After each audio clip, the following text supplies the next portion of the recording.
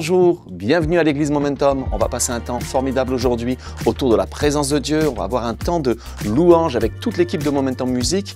Et ensuite, je vais vous partager un message sur Jésus est-il réellement le roi de notre vie? Et on va voir qu'à travers cette réponse, à travers ce questionnement qui est là, comment Dieu veut bouleverser notre compréhension sur la révélation de Jésus-Christ. En attendant, pendant que le culte commence, vous avez les formulaires pour les demandes de prière et vous pouvez aussi nous écrire sur le chat, on sera ravis de vous répondre. On se retrouve dans quelques instants. Oh Jésus, accueillons notre Dieu ce matin. Accueillons son amour, sa joie et juste recevons la passion qui vient du ciel. Il nous aime ce matin les amis, est-ce que vous le croyez? Yes. On va juste prendre ce chant qui nous dit « Dieu, passionné de tout temps, tu m'as aimé. Tu as sacrifié tout pour moi, mon Dieu. » Si on peut élever nos voix ensemble, les amis.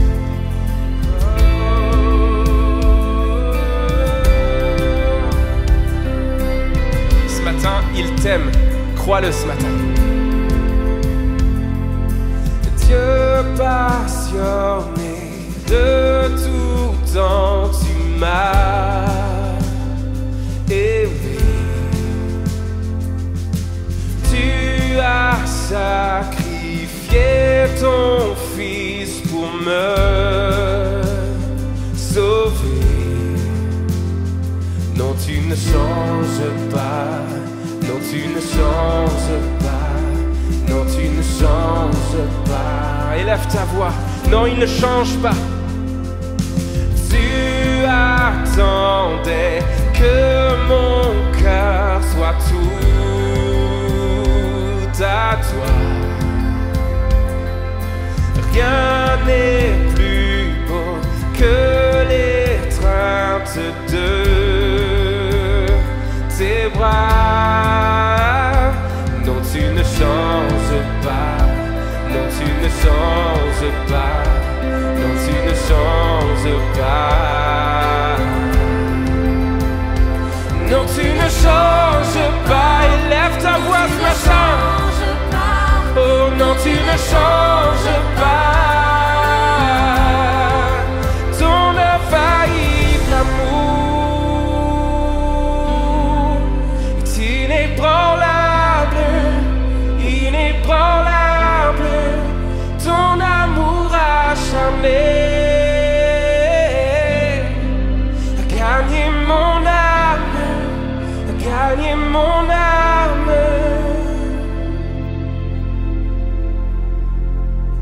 Oh, ta grâce envers moi ne faiblira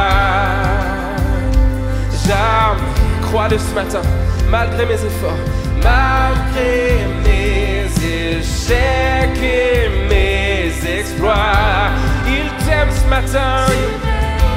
Oh, non, tu ne changes pas. Non, tu ne changes pas. Non, tu ne changes pas. Merci mon Dieu. Non, tu ne changes pas. Non, tu ne changes pas. Non, tu ne changes pas. Ton infaillible amour est inébranlable, inébranlable. Ton amour acharné a gagné mon âme, a gagné mon âme. Ton infaillible amour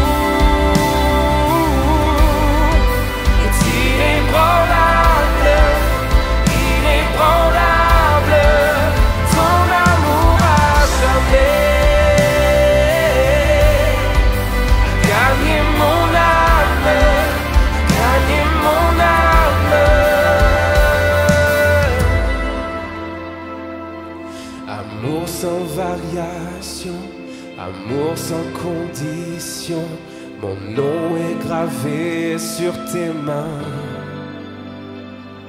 Plus grand que ma vision, plus fort que ma passion. Ton amour défie la raison, proclame-le ce matin. Son amour ne faiblit pas. Oh.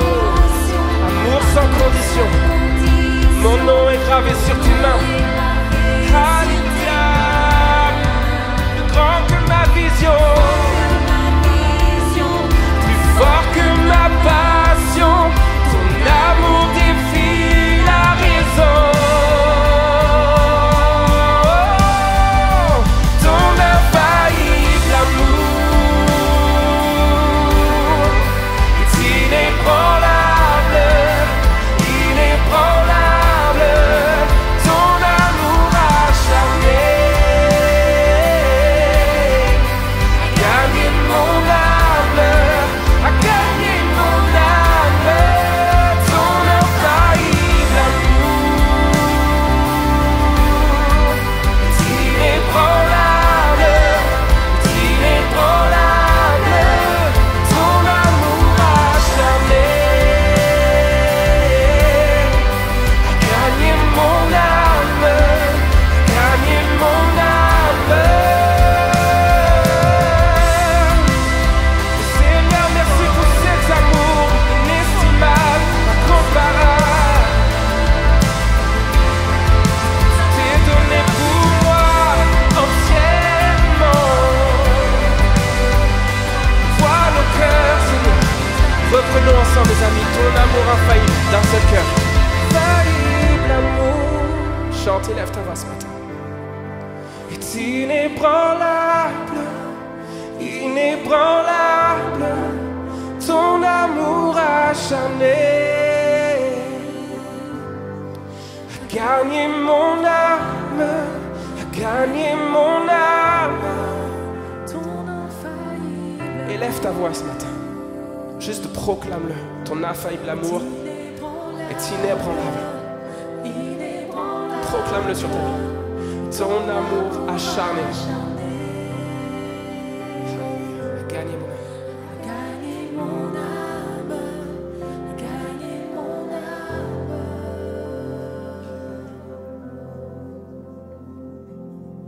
Alléluia. Seigneur, nous célébrons ton amour. Nous vivons pour te louer, Seigneur. Et nous vivons pour t'adorer, Seigneur. Alléluia.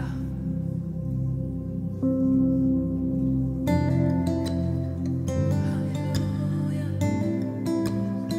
Tu es merveilleux, Seigneur.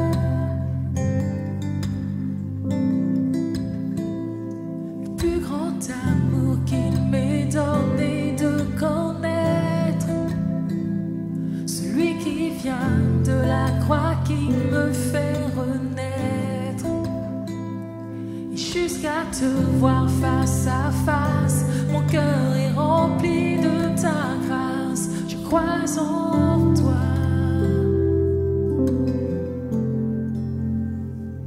De tout mon être, je vis pour servir ta gloire. Et chaque jour, je prie pour avoir la victoire. Et jusqu'à te voir face à face, mon cœur est rempli de ta grâce. Je crois en toi. Et je vis pour t'aimer. Et je vis pour te louer. Je vis émerveillé devant toi.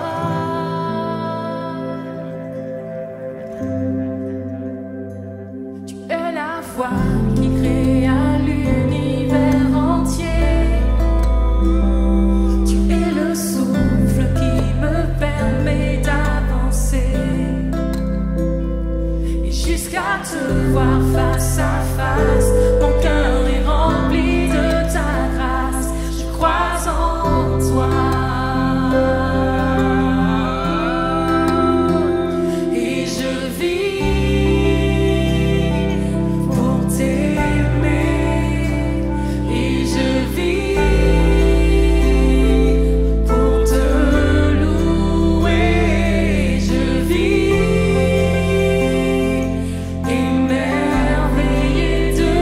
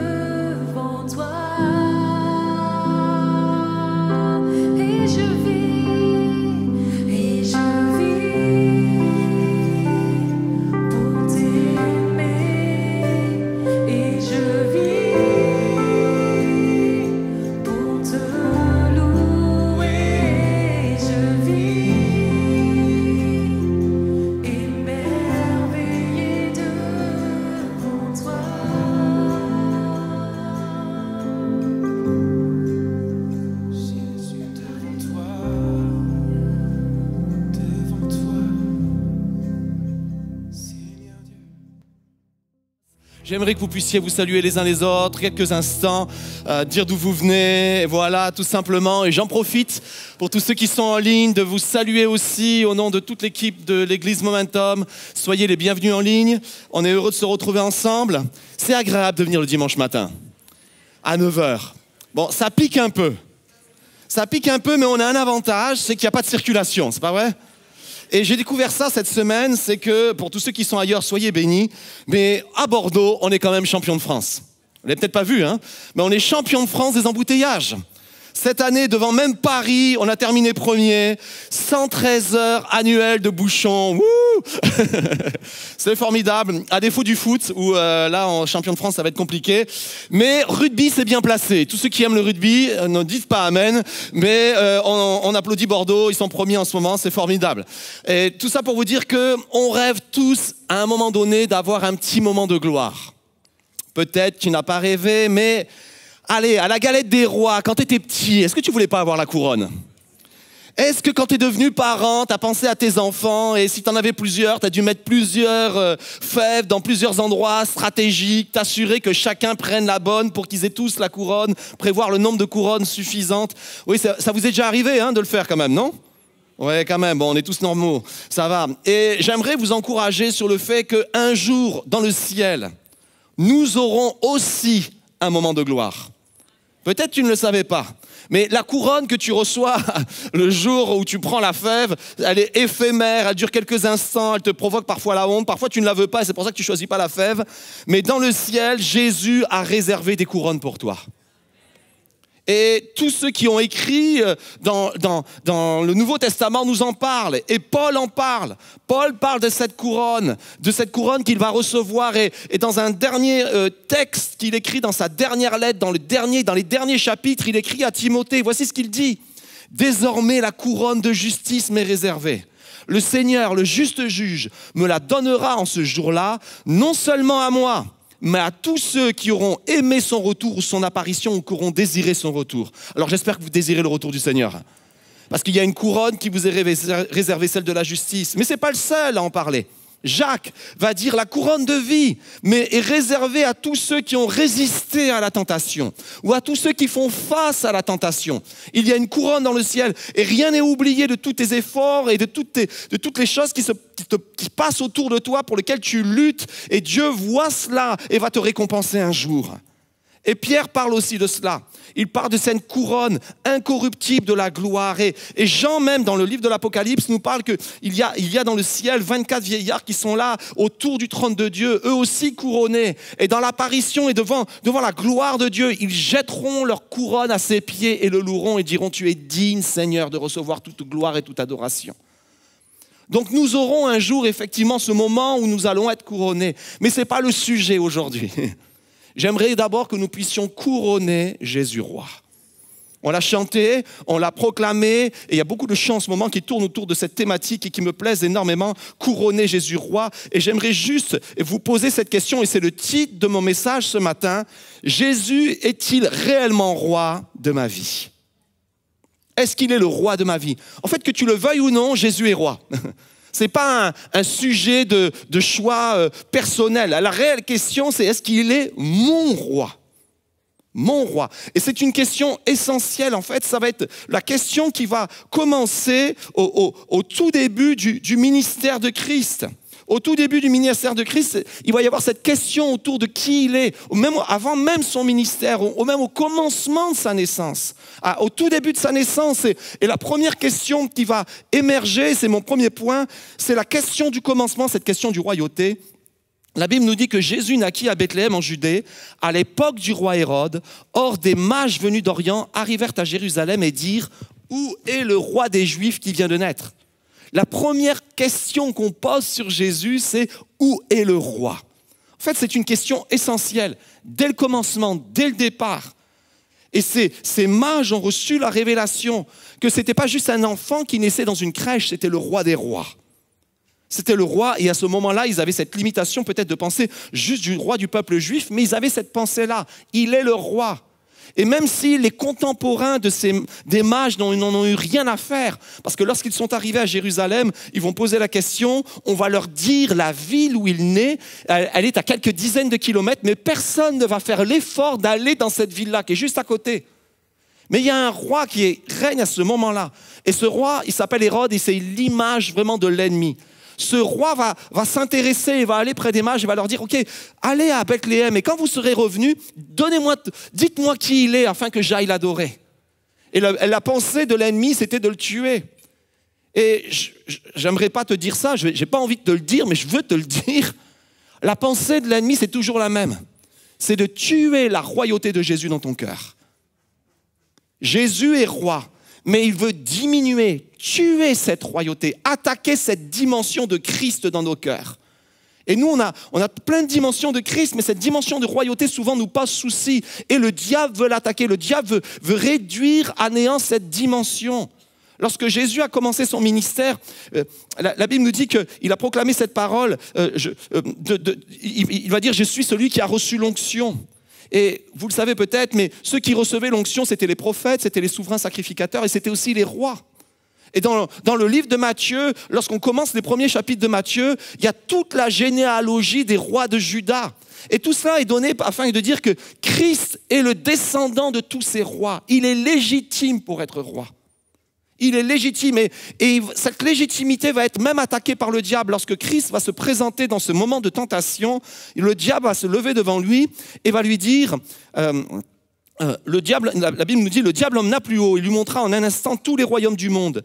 Et il lui dit, je te donnerai tout, le pouvoir et la gloire de ces royaumes, car elle m'a été remise et je la donne à qui je veux. Si donc tu te prosternes devant moi, elle sera toute à toi. En fait, le diable va lui dire, écoute, aujourd'hui, c'est moi qui règne sur ce monde. Et Jésus ne veut pas remettre en question le fait que c'est le diable qui règne sur ce monde. Mais il va lui dire, je te donnerai ce monde, je te donnerai la royauté si toi, tu te prosternes devant moi et si moi, je deviens ton roi. Et cette tentation a été là. Et c'est là où on a attaqué Jésus. Au commencement de tout, à sa naissance, au commencement de son ministère et même à la fin. Et c'est la question de la fin. À la fin de son ministère, dans la dernière semaine où il rentre à Jérusalem, La Bible nous dit que les foules l'accueillaient et Jésus va être intentionnel. Il va envoyer ses disciples chercher un ânon, il va monter sur un ânon parce qu'il fallait que s'accomplisse la parole du prophète Zacharie, du prophète aussi Ésaïe, qui disait « Sois transporté d'allégresse, fille de Sion, il vient à toi, ton roi juste et victorieux ». Il y avait cette perspective et alors qu'il rentre à Jérusalem, les gens l'accueillent, les gens le proclament quasiment roi, mais quelques jours après, alors qu'il a été arrêté, frappé et qu'il a commencé à être condamné, on le présente devant Pilate. Et Pilate va lui poser cette question. Il appela Jésus, il lui dit « Es-tu le roi des Juifs ?» Il ne lui reste que quelques heures à vivre. Il venait de naître, quelques heures de naissance et on le proclamait roi à la question de sa royauté. Il ne lui reste que quelques heures à vivre et c'était toujours la même question. Est-ce que tu es le roi finalement? Est-ce que tu es roi finalement? Et la Bible nous dit que les soldats vont se moquer de cette royauté-là. Les soldats romains vont se moquer de cette royauté-là. Et la seule couronne que Jésus a eue de son vivant a été une couronne d'épines. Et ils lui ont posé une couronne d'épines. Les textes sont terribles parce qu'on sait que c'était des épines. Ce n'est pas juste des petites choses de rose, là, des petites pointes. C'était des épines terribles. Certains textes nous disent qu'ils ont frappé avec un roseau sur sa tête. Sur sa tête, imaginez les épines qui rentraient. Ils lui posèrent cette couronne sur sa tête et mirent un manteau de pourpre. Puis ils s'approchaient de lui en disant « Salut, roi des Juifs !» et lui donnaient des gifles. Et lorsqu'il a été crucifié, il y a eu un écriteau qui a été posé, on le lit ensemble. Pilate rédigea aussi un écriteau qu'il plaça sur la croix. Et il y était écrit « Jésus Nazareth, roi des Juifs ». Beaucoup de Juifs lurent cette inscription parce que l'endroit où Jésus fut crucifié était près de la ville. Elle était écrite en hébreu, en grec et en latin. Et là, je vais faire ce qu'on appelle la minute de Momentum Academy. Vous savez, je la fais à chaque fois. À chaque fois, juste pour vous dire que en fait, nous, on lit ce petit passage-là en disant « Ok, d'accord, c'est bien, c'était pour identifier Jésus, ils ont posé ça. » Ce n'était pas du tout ça. Ça s'appelait un titulus. Un titulus, quand on écrivait un titulus, c'était le motif de la condamnation.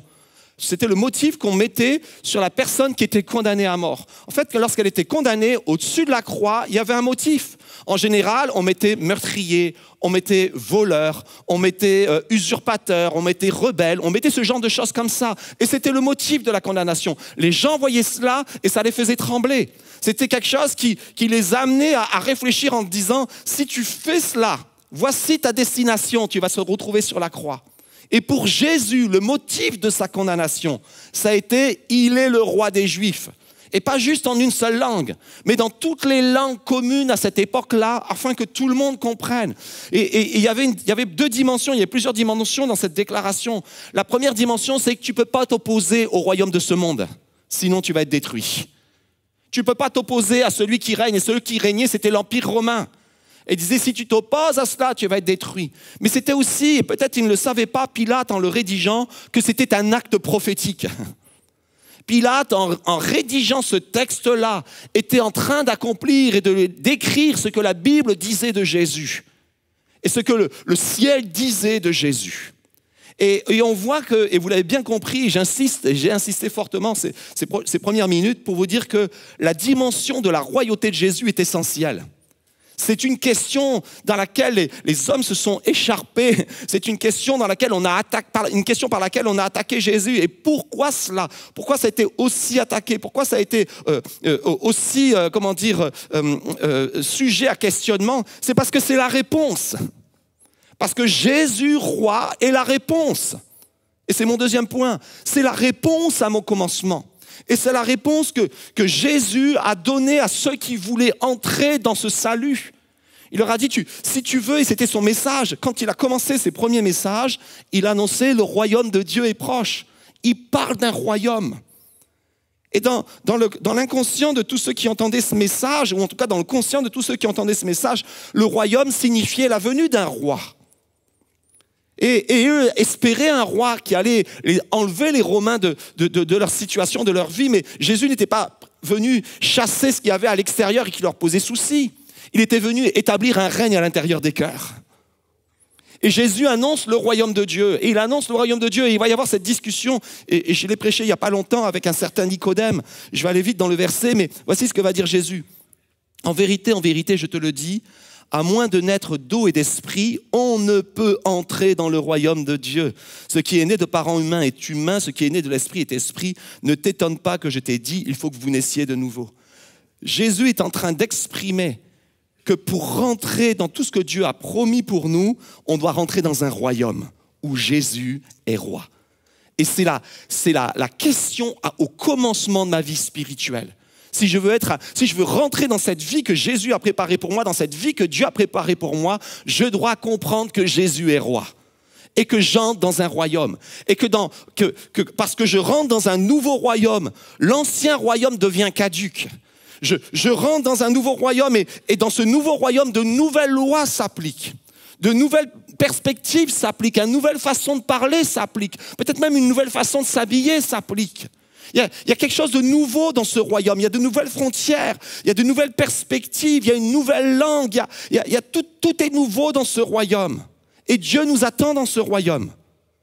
Alors, il va dire, peut-être vous vivez encore aujourd'hui dans un royaume qui est différent. Nous, on vit aujourd'hui en France, qui n'est pas un royaume, on a coupé la tête des rois. Et c'est pour ça que je vous dis qu'en France, on a du mal avec cette perspective de royaume, parce que les rois, on les aime pas trop. Mais ce que Dieu dit, c'est, avant d'être français, tu es d'abord citoyen du royaume. Avec toutes les lois qui sont sur ce royaume. Et Paul comprenait cela. Paul comprenait même la dimension des bénéfices d'être juste citoyen de ce royaume dans lequel il vivait. Lorsqu'on va attaquer Paul, lorsqu'on va frapper Paul, Paul va dire hey, « Vous oubliez que je suis peut-être citoyen romain, ça vous parle ?» Je suis citoyen d'un royaume. Et lorsqu'il disait juste le citoyen romain, les gens tremblaient. Parce que tu n'avais pas le droit de faire n'importe quoi, un citoyen romain. Alors imaginons que nous sommes citoyens, et parce que ce n'est pas juste quelque chose d'imaginaire, mais que nous sommes citoyens du royaume des cieux. Est-ce que vous ne croyez pas qu'il y a des privilèges et des grâces qui nous accompagnent en étant citoyens du royaume des cieux? En proclamant Jésus comme notre roi, autant les gens tremblaient lorsque tu étais citoyen romain, autant quand tu es citoyen du royaume des cieux, c'est l'ennemi qui tremble. Et c'est pour ça qu'il t'attaque sur cette dimension-là. Parce qu'il sait qu'il y a de puissantes bénédictions dont il faut s'emparer et saisir et comprendre. Mais nous, on a l'impression qu'on est tellement limité dans ce monde-là. Et Jésus et Paul va changer notre perspective. Il va dire non, dans ce monde-là, tu es un ambassadeur du royaume. Tu vis peut-être dans ce monde, et c'est vrai qu'on vit dans ce monde, et on est dans ce monde, et on pleure, on rit, et on fait tout ce qu'on fait, les autres font dans ce monde-là. Mais nous sommes d'un autre monde. Nous faisons partie du royaume des cieux. Tourne-toi vers ton voisin, tu lui dis « Bienvenue dans le royaume ». Il n'était peut-être pas royaliste, mais bienvenue dans le royaume. Et c'est la question, c'est la réponse au début de ma vie, c'est la réponse au début de ma vie chrétienne. Et j'ai besoin de rentrer dans cette perspective parce qu'au royaume sont associés autorité, au royaume sont associés puissance, vous avez le droit de dire quand vous voulez amen. Au royaume, et je vous suggère rien, mais c'est comme ça. Au royaume sont associés gloire, au royaume sont associés victoire, au royaume sont associés dignité, au royaume sont associés magnificence et tout ça est associé au royaume. Parce que le royaume de Dieu n'est pas un petit royaume qui s'est fait détruire ou dont les hommes ne tremblent pas. L'ennemi tremble devant le royaume. C'est pour ça que Hérode a essayé de faire tuer Jésus dès sa naissance. C'est pour ça que le royaume est attaqué dans nos cœurs. Parce que c'est la réponse à mon commencement. Mais c'est aussi la réponse à ma faim.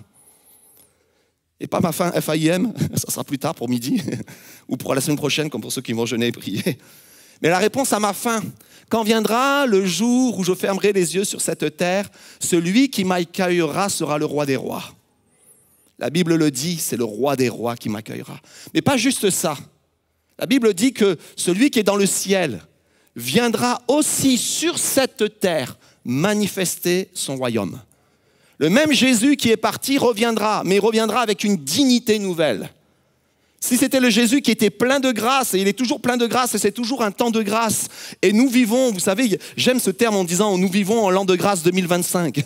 Nous sommes toujours dans une année de grâce. Mais quand Christ reviendra, ça sera différent. Quand Christ reviendra, regardez bien, on le lit ensemble. Dans le livre de l'Apocalypse, un des derniers chapitres, le chapitre 19. Ensuite, je vis le ciel ouvert, et voici qu'un cheval blanc apparut.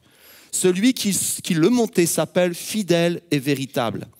Il juge et combat avec justice. Ses yeux étaient comme une flamme de feu et il y avait de nombreuses couronnes sur sa tête. Il portait un nom que personne d'autre que lui ne connaît. Il était habillé d'un vêtement trempé de sang. Son nom est Parole de Dieu. Les armées célestes le suivaient, montés sur des chevaux blancs et habillés de fin lin blanc et pur. De sa bouche sortait une épée aiguë à 2 tranchants pour frapper les nations. Il les dirigera avec un sceptre de fer et il écrasera lui-même le raisin dans la cuve de vin de l'ardente colère du Dieu Tout-Puissant. Il portait sur son vêtement et sur sa cuisse un nom écrit, dites avec moi, « Roi des rois et Seigneur des seigneurs ». C'est la réponse à ma fin. Et c'est la réponse à la fin de l'humanité. Que les gens le veuillent ou non, que ça soit un choix ou une croyance, peu importe, Jésus reviendra. Et quand Jésus reviendra, il reviendra comme roi des rois et seigneur des seigneurs.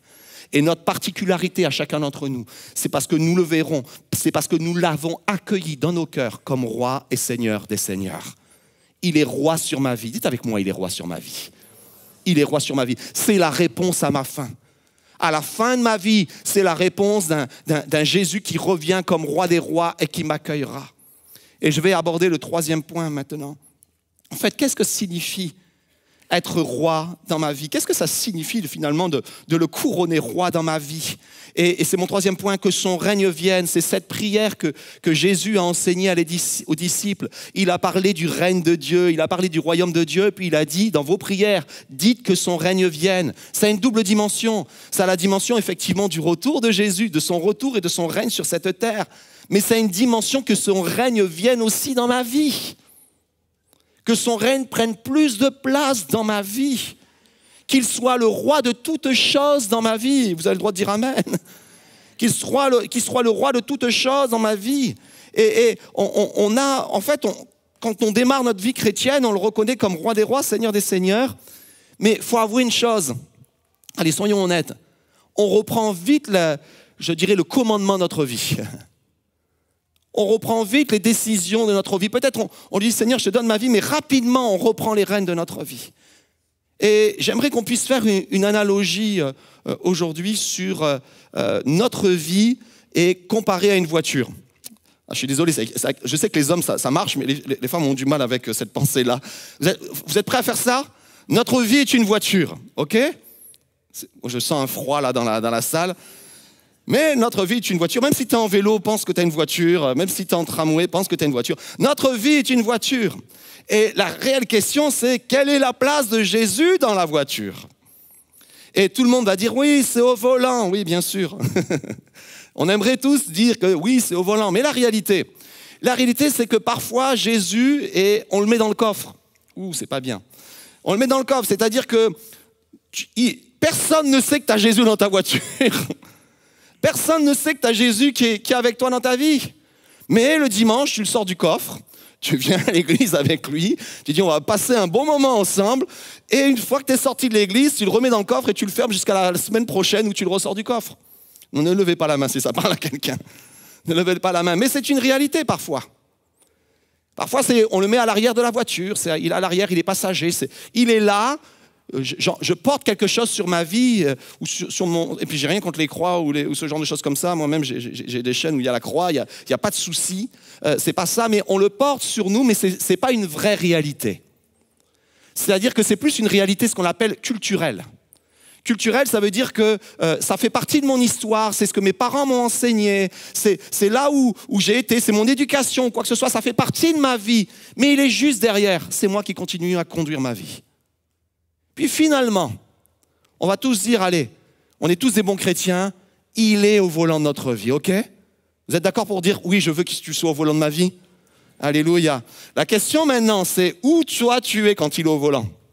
Pourquoi je dis ça? C'est parce que, on donne une petite pensée, l'été dernier, pas cet été-là, mais l'été précédent, on est retourné à Nice et mon fils venait d'avoir le permis et nous lui avons laissé le volant. Et donc, il a pris le volant, et c'est la première fois qu'il prenait l'autoroute, parce que quand tu passes le permis, tu es plutôt dans la rocade, et la rocade, vous l'avez vu tout à l'heure, on l'a expliqué, mais en général, pas plus de 20 km/h les jours, donc ça roule bien. La rocade, c'est pas super rapide, et tout ça, donc pas de risque. Et tout d'un coup, mon fils a pris le volant, et là, que ça soit sa maman, c'est-à-dire mon épouse ou moi-même, on était en stress total. Et vous savez, le conducteur est là, tu lui dis, non, pas là, non, freine, accélère, non, fais pas ça. Et parfois, on est un peu comme ça avec Jésus. Ça parle à quelqu'un? Là, tu as le droit de lever ta main. Parfois, on est un peu comme ça avec Jésus. C'est-à-dire, on lui a laissé le volant. Mais au bout du compte, on aimerait bien avoir les doubles commandes. C'est-à-dire, et d'ailleurs, c'est même pas qu'on aimerait bien, on les a repris, on les a refabriqués, les doubles commandes, parce qu'on a la liberté de les avoir. Des fois, on aimerait bien que ça accélère. Quand tu es dans la route du célibat, tu aimerais bien accélérer pour sortir du célibat, c'est pas vrai? Tu aimerais bien dire, allez, un peu plus vite, un peu plus vite. Puis des fois, il t'emmène dans des endroits où tu n'as pas envie d'aller. Alors là, tu freines des deux pieds.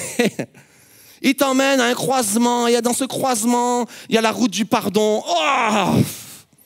Et là, tu freines, non, c'est pas maintenant, Seigneur Jésus. Parfois, il t'emmène dans un endroit et dans un chemin qui te fait peur.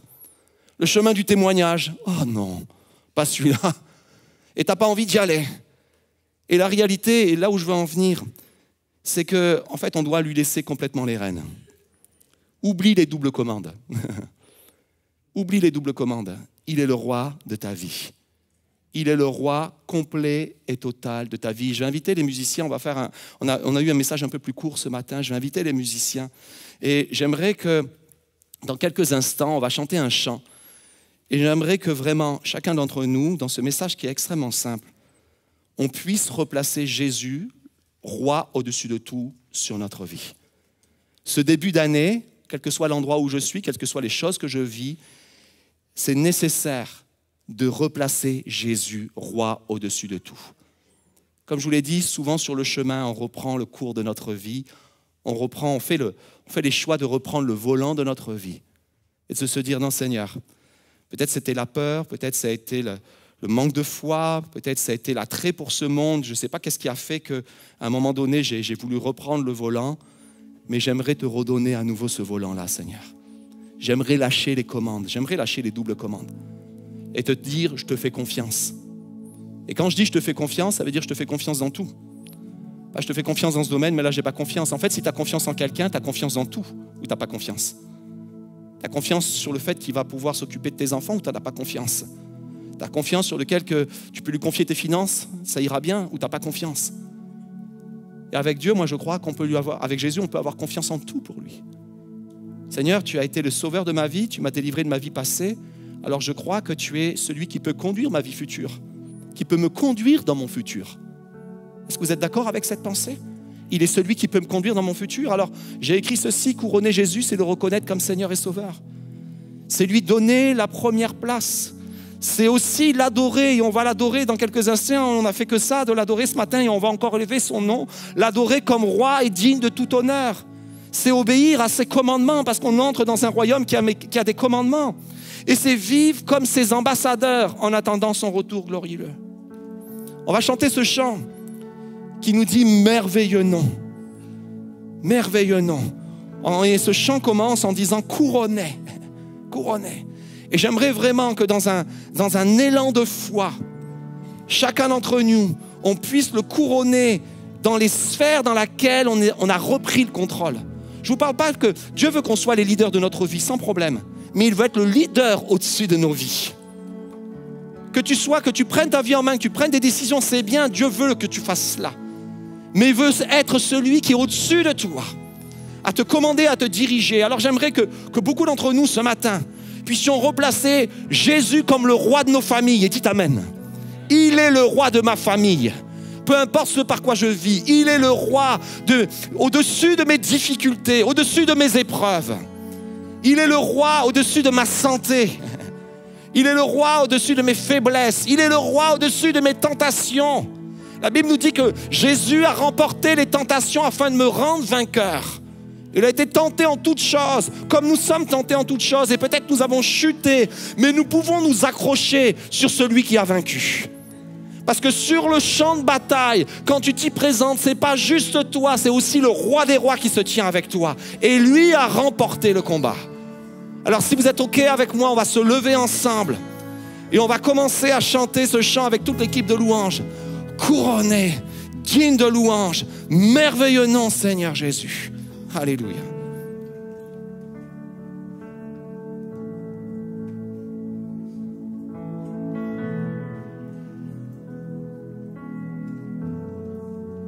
Chantons couronné.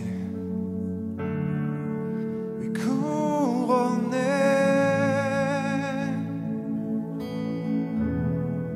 Rayonnant de majesté.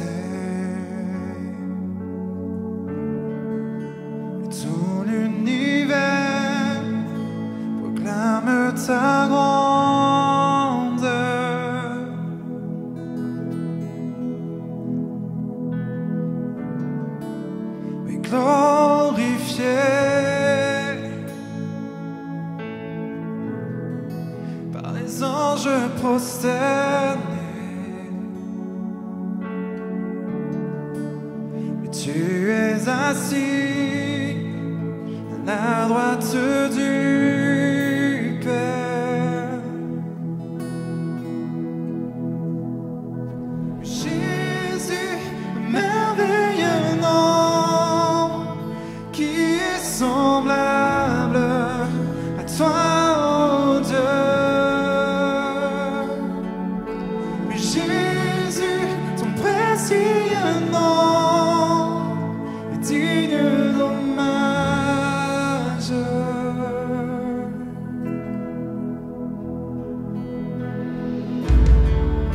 Et captivé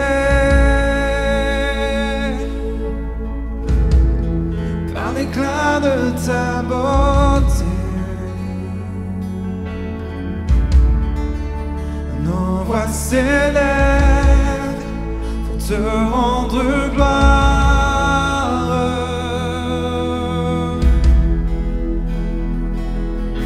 Jésus, merveilleux nom, qui est semblable à toi, ô Dieu. Oui, Jésus, ton précieux nom est digne d'hommage. Alléluia. Et avant de chanter les paroles qui vont suivre, tout dans quelques instants, j'aimerais qu'on puisse vraiment dans nos cœurs maintenant le proclamer roi sur tout. Seigneur, tu es le roi de tout ce matin. Le roi au-dessus de mes oppressions, le roi au-dessus de mes angoisses. Tu règnes au-dessus de tout cela, le roi au-dessus de mes tempêtes, Seigneur. Alléluia, je l'ai dit tout à l'heure, le roi de ma famille, Seigneur.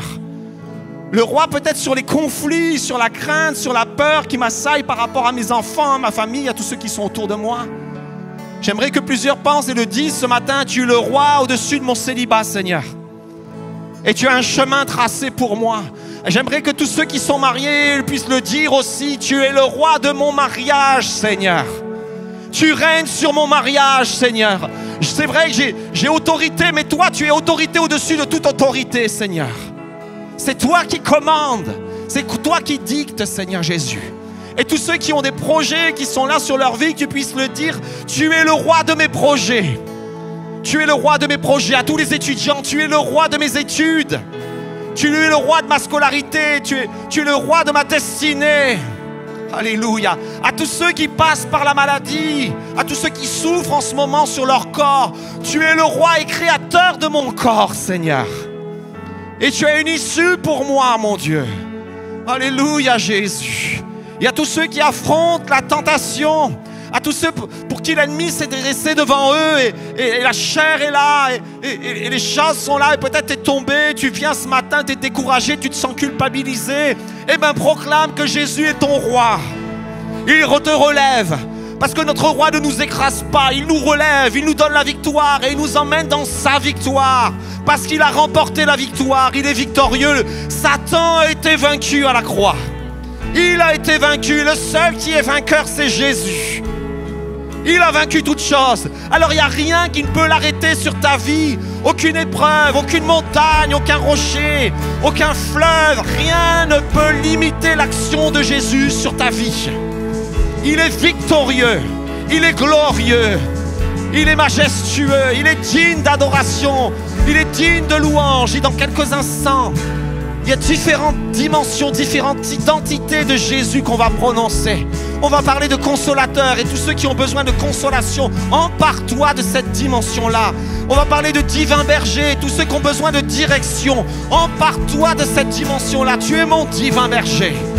Et de tout le reste, de tous les noms, pour tous ceux qui ont besoin de paix, il est le prince de la paix. Alléluia, Jésus. On le chante ensemble.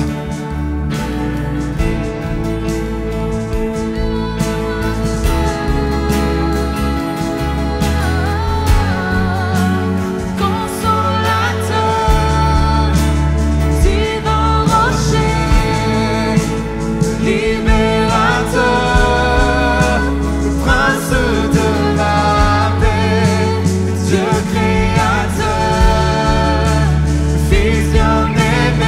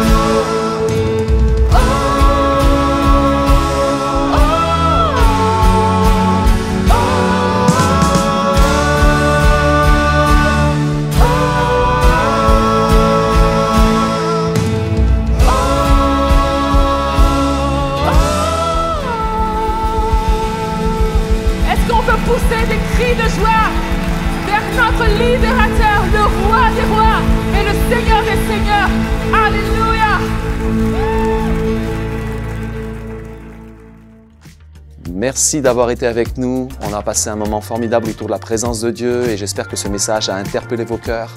Je tiens aussi à vous remercier au nom de toute l'équipe pastorale de l'Église Momentum pour vos dîmes et pour vos offrandes qui nous permettent jour après jour de faire tout ce que nous faisons. Il y a un QR code qui s'affiche si vous voulez encore nous soutenir. Et je tiens à préciser encore qu'il y a le formulaire pour les demandes de prière. Si vous désirez être appelé par un conseiller, si vous désirez qu'on puisse prier pour vous, n'hésitez pas à remplir ce formulaire. Et en attendant, je vous dis à très bientôt et que Dieu vous bénisse.